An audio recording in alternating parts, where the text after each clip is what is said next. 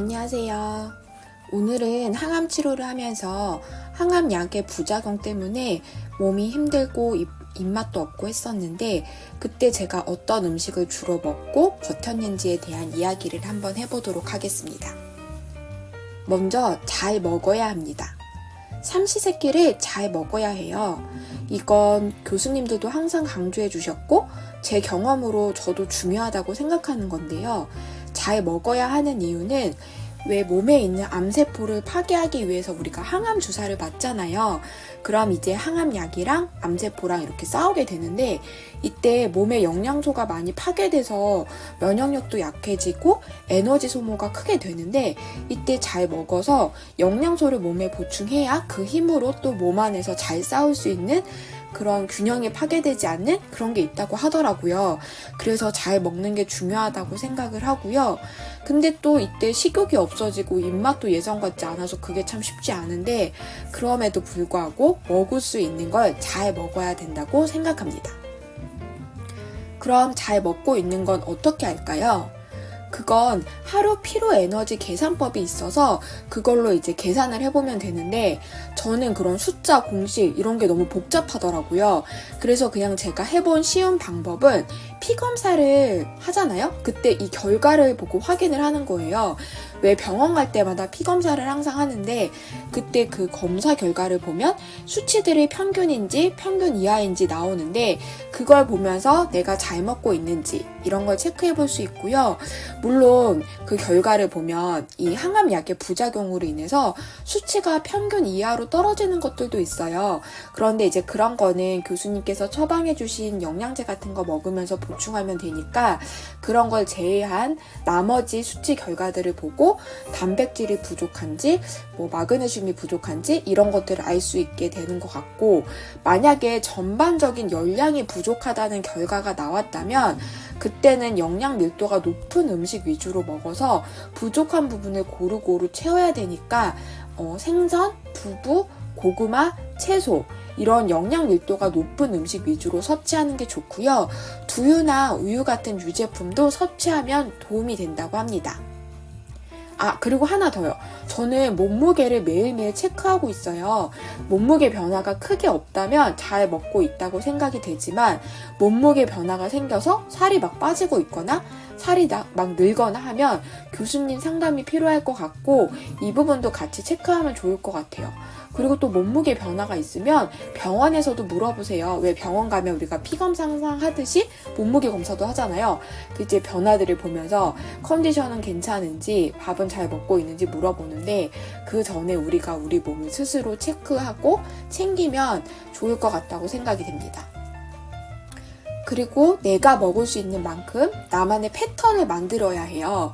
항암 치료를 할 때 저 같은 경우는 이제 주사 맞은 시점부터 1주, 길게는 2주 동안 입맛이 없고 그 이후에는 입맛이 돌아와서 잘 먹고 그러면 또 주사 맞을 때가 돼서 또 주사를 맞고 그럼 또 입맛이 없고 이런 패턴이 자주 반복됐었거든요.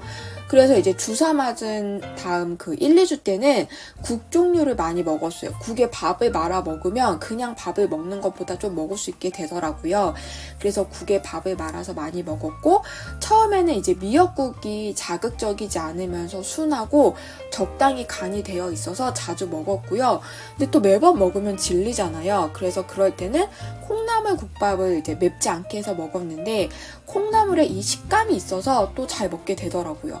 그리고 저는 아침에 주로 잘 먹었고 점심은 잘 못 먹었는데 아침에 눈을 뜨면 밤사이에 이제 공복이었어가지고 배가 고프더라고요.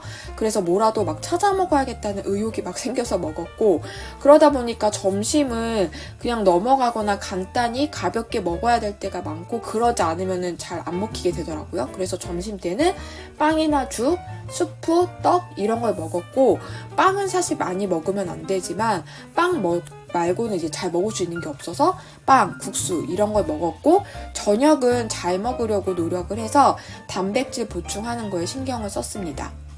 근데 그것도 못 먹을 때는 제가 예전에 좋아했던 음식들을 막 하나하나 떠올리면서 먹었고요. 그것도 못 먹게 된다. 그러면은 저는 먹방 영상들을 보면서 식욕이 생기게 되는 막 그런 걸 찾았어요. 그래서 왜 영상 보면 상상되는 그 맛들 있잖아요. 그런 거를 막 생각하면서 해 먹어봤고요. 그것도 안 되면 마지막에는 야채와 과일 위주로 그냥 먹었어요. 근데 이건 사실 사람마다 다 다를 것 같긴 해서 제가 말씀드리고 싶은 건 뭐라도 먹어야 되니까 그때 먹을 수 있는 거 그런 거를 드시도록 추천하고 싶고요.